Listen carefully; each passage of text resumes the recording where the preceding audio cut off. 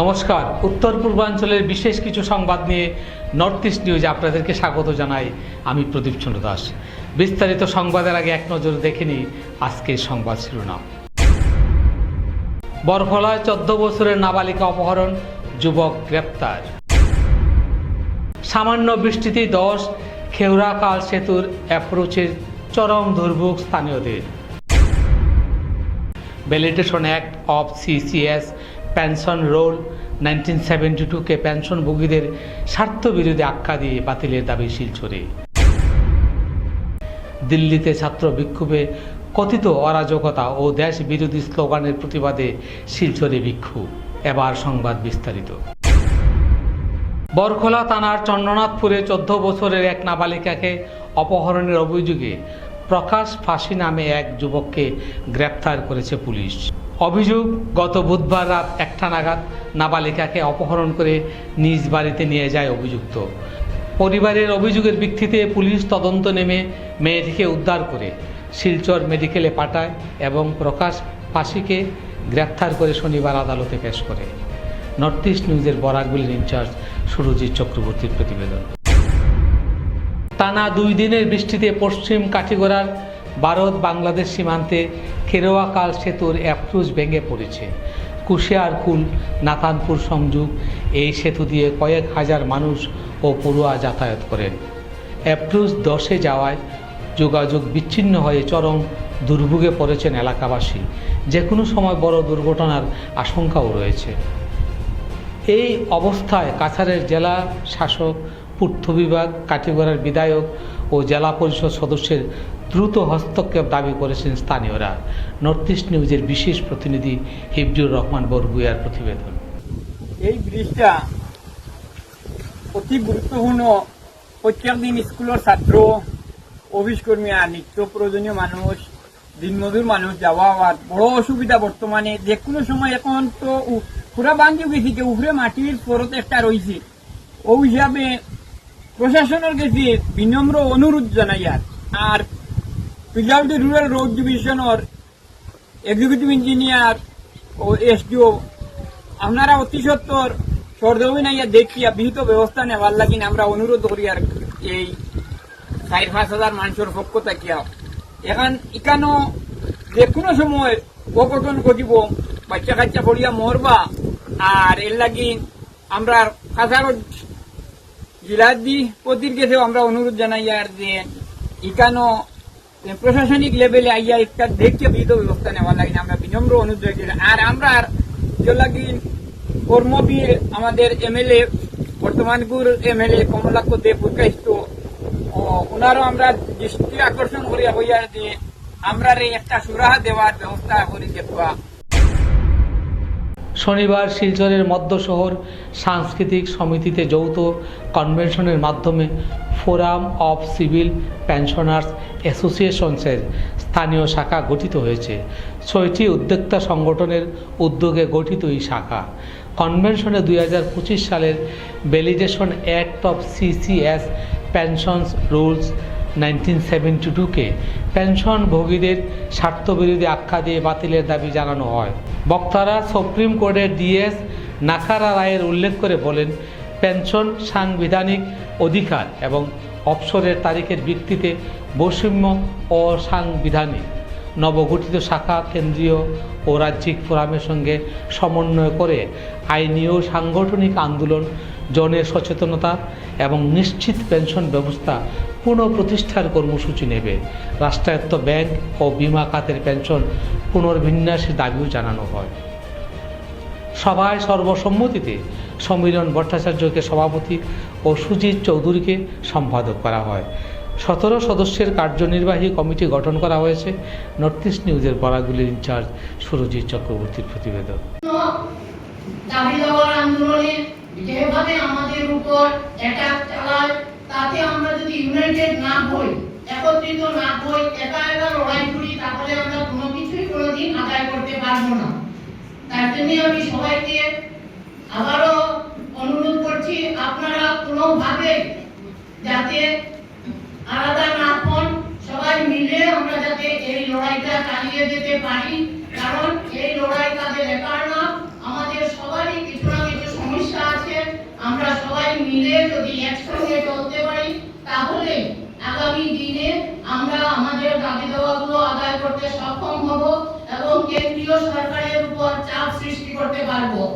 ওরা দেখা যায় কি যে বিভিন্ন সময় তাদের যে বড় বড় পুঁজিপতিরা আছে তাদেরকে লক্ষ লক্ষ কোটি কোটি টাকা ছাড় দিয়ে দিচ্ছে, অথচ আমাদের গরিব চাষি ছাত্রদেরকে এই আন্দোলন বা আমাদের সাধারণ সরকারি কর্মচারীরা তাদেরকে দেওয়ার সময় তাদের পয়সার অভাব।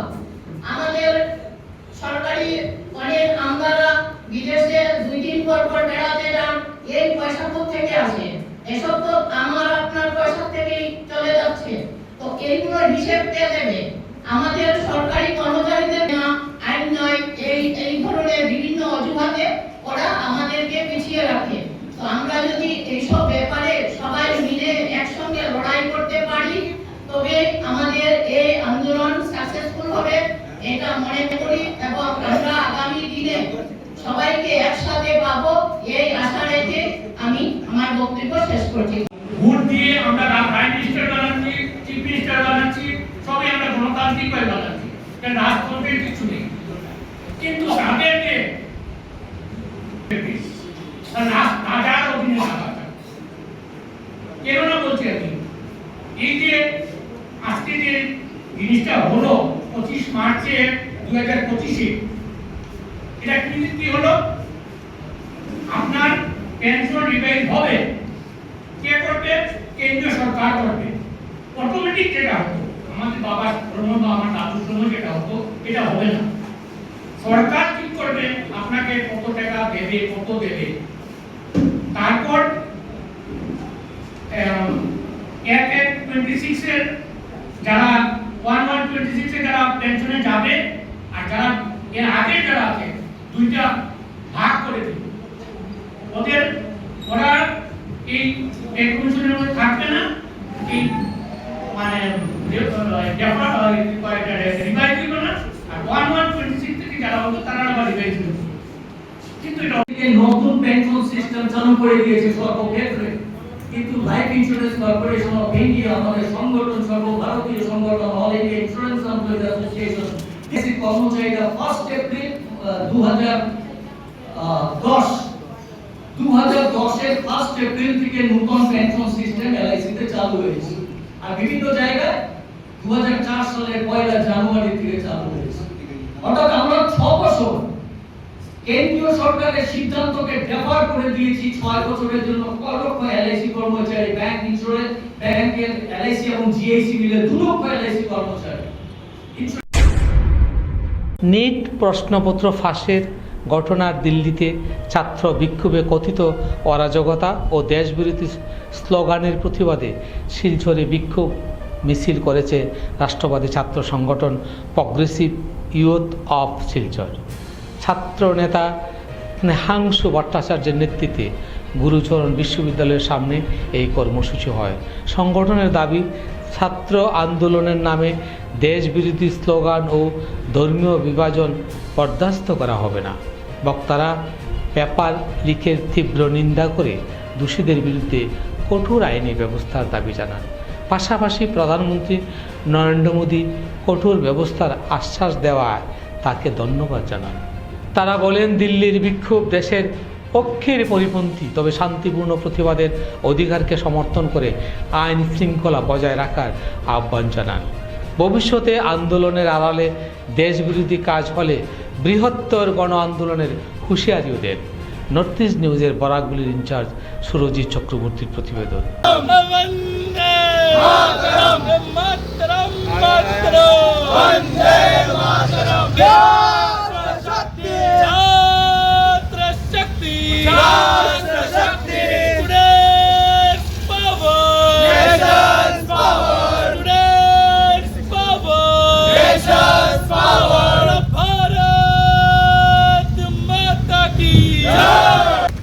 আজকে প্রোগ্রেসিভ ইউথ অফ শিলচরের পক্ষ থেকে আমরা সমস্ত ছাত্র সমাজ এবং যুব সমাজ আজকে আমরা এখানের মধ্যে একত্রিত হয়েছি।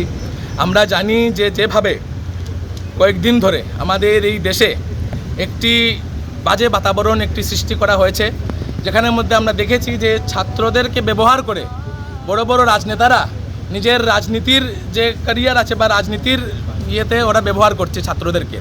আর এর মধ্যে আমরা এটাও দেখেছি যে যেভাবে এইসব কার্যকলাপ এই ছাত্র আন্দোলনের মধ্যে দেশবিরোধী স্লোগান লেগেছে, এই ছাত্র আন্দোলনের মধ্যে যেভাবে যত মানুষরা আছে ছাত্রদেরকে ব্যবহার করে হিন্দু দেবী দেবতাকে গালি দেওয়া হয়েছে, তো এটা কোনোদিনও একটি ছাত্র করতে পারে না, একটি ছাত্র সমাজ করতে পারে না। এবং ছাত্র সমাজ হিংস্রক হয় না, ছাত্র সমাজ কোনোদিনও হিংস্রক হতে পারে না। আর যে বা যারা এইসব হিংসার মধ্যে এইসব দেশদ্রোহী কার্যকলাপে জড়িত ছিল ওদেরকে আমি কোনোদিনও ছাত্র করে মনে করি না। আজকে আমরা এখানে একত্রিত হয়েছি কারণ আমরা ধন্যবাদ জ্ঞাপন করছি প্রধানমন্ত্রী নরেন্দ্র মোদীজিকে, উনি ছাত্রদেরকে চিন্তাধারা করে ছাত্রদের ব্যাপারে ভেবে উনি যে সিদ্ধান্তটি দিয়েছেন যে অতি সত্বর যারা যারা এই নিট পেপার লিকের মধ্যে জড়িত ছিল ওদেরকে উচিত দণ্ড দেওয়া হবে এবং উচিত শাস্তি ওরা পাবে। তো এটাই আমি ধন্যবাদ জ্ঞাপন করছি নরেন্দ্র মোদীজিকে। এবং আমরা প্রত্যেক ছাত্ররা আমরা রাষ্ট্রবাদী ছাত্র এবং রাষ্ট্রবাদী ছাত্ররা কোনোদিনও রাষ্ট্র বিরোধী কাজ করতে পারবে না। এবং যে কাজটি একটি ধর্মের উপর টার্গেট করে বলা হয়, যে কথাগুলো একটি সমাজকে টার্গেট করা বলা হয়, এইসব মামলায় কোনোদিনও ছাত্র সমাজ থাকতে পারবে না। ধন্যবাদ। কি আপনার ঘর কিংবা প্রতিষ্ঠানকে সুন্দর করে গড়ে তুলতে চাইছেন আর সাথে চাইছেন ভালো ও সুলভ মূল্যে প্রয়োজনীয় সামগ্রী ক্রয় করতে? তাহলে দ্বিতীয়বার না ভেবে আজই চলে আসুন শিলচরের দাসকলোনিতে অবস্থিত ঋতুরাজ ট্রেডিং কোম্পানি অথবা সোনাই রোডের খালেদ ভবনের বিপরীতে বাইক সেন্টারের পাশে সমীক্ষা ট্রেডিং কোম্পানি। এই উভয় স্থানে tiles, sanitary items, chimney, water purifier, CPVC, uPVC, PVC items, ডোর উডেন, সিনটেক্স সহ অনেক বিখ্যাত ব্র্যান্ডের সামগ্রী সুলভ মূল্যে পাওয়া যায়। আপনারা আসুন, যাচাই করুন ও ঘরকে সুন্দর করে গড়ে তুলুন। বিশদ বিবরণের জন্য যোগাযোগ করুন 9401432969 ও 6377990269 নম্বরে। ধন্যবাদ। জয় কৃষ্ণপুর বাজারে মধ্যরাতের অগ্নিকাণ্ডে 20 থেকে 25টি দোকান পুড়ে ছাই। লালা থানার অন্তর্গত জয় কৃষ্ণপুর বাজারে শুক্রবার গভীর রাতে ভয়াবহ অগ্নিকাণ্ডে প্রায় 20-25টি দোকান পুড়ে ছাই হয়ে গেছে। রাত প্রায় 1টার দিকে আগুনের সূত্রপাত হয় বলে জানা গেছে। এতে কয়েক লক্ষাধিক টাকার ক্ষয়ক্ষতি হয়েছে বলে দাবি ক্ষতিগ্রস্ত ব্যবসায়ীদের। স্থানীয়রা আগুন নেভানোর চেষ্টা করলেও তা নিয়ন্ত্রণে আনতে পারেননি। অভিযোগ খবর দেওয়ার প্রায় 2 ঘন্টা পর দমকল বাহিনী ঘটনাস্থলে পৌঁছায়। ততক্ষণে ration, hardware, rod cement, stationery সহ একাধিক দোকান সম্পূর্ণ ভস্মীভূত হয়ে যায়। খবর পেয়ে লালা থানার পুলিশ ও আবদুল্লাহপুর পুলিশ ফাঁড়ির কর্মীরা ঘটনাস্থলে পৌঁছায়। পরে অতিরিক্ত পুলিশ সুপার শেখর জ্যোতি রায় সহ ঊর্ধ্বতন পুলিশ আধিকারিকরাও পরিস্থিতি নিয়ন্ত্রণে আনেন। ঘটনাস্থল পরিদর্শন করে জেলা পরিষদ সদস্য দিলওয়ার হোসেন বরগুয়া ক্ষতিগ্রস্ত ব্যবসায়ীদের দ্রুত সরকারি সহায়তার দাবি জানান এবং দমকলের দেরিতে পৌঁছানো নিয়ে ক্ষোভ প্রকাশ করেন। অগ্নিকাণ্ডের কারণ এখনও স্পষ্ট নয়। প্রাথমিকভাবে শর্ট সার্কিট বা গ্যাস সিলিন্ডার বিস্ফোরণের সম্ভাবনা উড়িয়ে দেওয়া হচ্ছে না। পুলিশ জানিয়েছেন তদন্তের পরই আগুন লাগার প্রকৃত কারণ জানা যাবে। নর্থ ইস্ট নিউজের বিশেষ প্রতিনিধি হিফজুর রহমান বরগুয়ার প্রতিবেদন। আব্দুল হাকিম বরগুয়া। আগুনটা তো লাগছে ধরো একটা সময় আমরা ফোন পাইছি, কিন্তু ফোন পাই আইতে আমরা প্রায় 2টা বাজে গেছে গিয়া। আর পানির গাড়িতে আমরা ফোন করা হয়েছিল, কিন্তু তারা একটা সময় ফোন করা হয়েছে আইতে তারা প্রায় 2টা বাজে গেছে। 2টার পরে আইয়া তারা আর কি পানি উন্নতার দিশে দিয়া নিপাইছে, কিন্তু নিপাইলেও তাকর দরকার সব দাদার বাদে আর কি মানে পানির গাড়ি আইয়া উদ্যোগ করছে আর কি।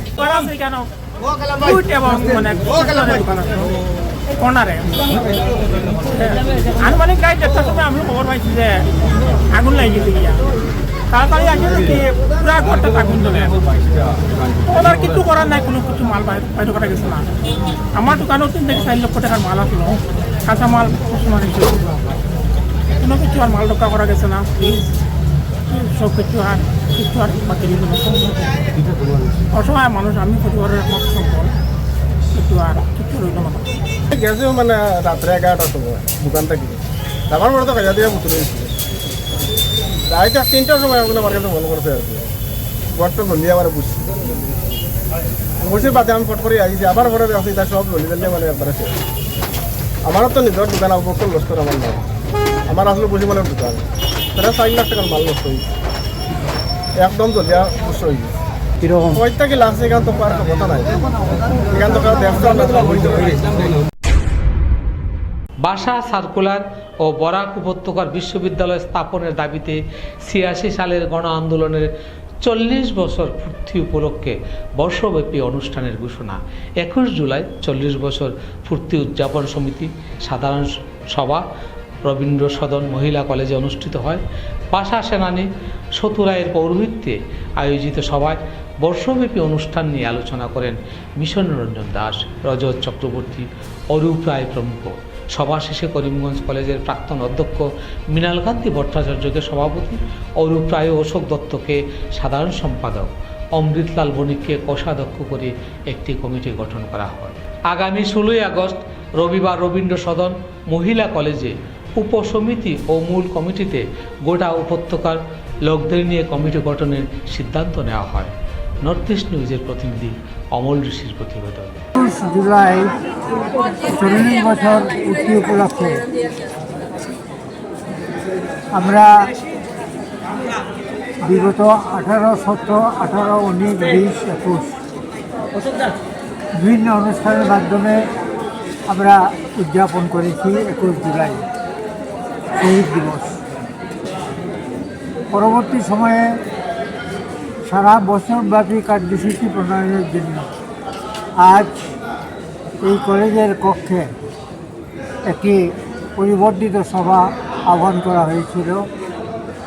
এই সভায় বিস্তৃত আলোচনা হয়েছে কয় ফেজে, কয় স্তরে এই আন্দোলনটা হবে, মোটামুটিভাবে উদযাপন হবে এবং একটা স্থায়ী কমিটিও গঠন করা হয়েছে। মোটামুটিভাবে আমরা স্থির করেছি যে আগামী বছরের জুলাই মাস পর্যন্ত 3টি ফেজে, 3টি স্তরে এই আন্দোলন কার্যসূচি বা অনুষ্ঠান কার্যসূচি রূপায়ণ করা হবে। আর একটি স্থায়ী কমিটি গঠন করা হয়েছে। সেই কমিটির সভাপতি নির্বাচিত হয়েছেন একজন বিশিষ্ট শিক্ষাবিদ, করিমগঞ্জ কলেজের প্রাক্তন অধ্যক্ষ মৃণালকান্তি ভট্টাচার্য মহাশয়। সাধারণ সম্পাদক নিযুক্ত হয়েছেন অরূপ রায় এবং অশোক দত্ত মহাশয়। এছাড়াও জয়েন্ট সেক্রেটারি হয়েছেন নাম ছিল মৃত্যুঞ্জয় চক্রবর্তী এবং ভাইস প্রেসিডেন্ট হয়েছেন করিমগঞ্জ থেকে 2 জন, পূর্ণিমা চৌধুরী এবং অসিত দত্ত। আর উপস্থিত যারা ছিলেন তারা সবাই এই কমিটির সদস্য। এই কমিটি আগামী 16 আগস্ট আবার সভাতে বসে বিস্তৃত কার্যসূচি ও চূড়ান্ত পর্যায়ে কার্যসূচি তৈরি করবেন এবং বিভিন্ন উপসমিতি গঠন করবেন। এই পর্যায়ে কমিটিও গঠন করা হয়েছে, উপদেষ্টা কমিটি। এই উপদেষ্টা কমিটিতে মিশন রঞ্জন দাস মহাশয় রয়েছেন, রজত চক্রবর্তী মহাশয় রয়েছেন, সুখেন্দু পাল মহাশয় রয়েছেন, আমি নিজে রয়েছি, সুলেখা দত্ত চৌধুরী এবং জ্যোতিষপুর কাশ্য রয়েছে। এই উপদেষ্টা কমিটি সমগ্র অনুষ্ঠান পরিচালনার ব্যাপারে নানাভাবে পরামর্শ দেবে। সংবাদ শেষ করার আগে আরও একবার দেখে নিই আজকের সংবাদ শিরোনাম। বরফলায় 14 বছরের নাবালিকা অপহরণ, যুবক গ্রেপ্তার। সামান্য বৃষ্টিতেই 10 খেউরাকাল সেতুর অ্যাপ্রোচের চরম দুর্ভোগ স্থানীয়দের। Validation act of CCS pension rule 1972কে পেনশনভোগীদের স্বার্থবিরোধী আখ্যা দিয়ে বাতিলের দাবি শিলচরে। দিল্লিতে ছাত্র বিক্ষোভে কথিত অরাজকতা ও দেশ বিরোধী স্লোগানের প্রতিবাদে শিলচরে বিক্ষোভ। SSC নেটওয়ার্কে নর্থ ইস্ট মিডিয়ায় প্রতিনিয়ত বিভিন্ন সংবাদ, সঙ্গীত, ক্রীড়া, নৃত্য, আসন, চলচ্চিত্র, বিনোদনমূলক বিভিন্ন বিষয় প্রচারিত হয়ে থাকে। তাই সদা সর্বদা ভারতের উত্তর পূর্বাঞ্চলের পাশাপাশি অন্যান্য স্থানের বিশেষ কিছু খবরের জন্য দেখতে থাকুন নর্থ ইস্ট নিউজ। ধন্যবাদ।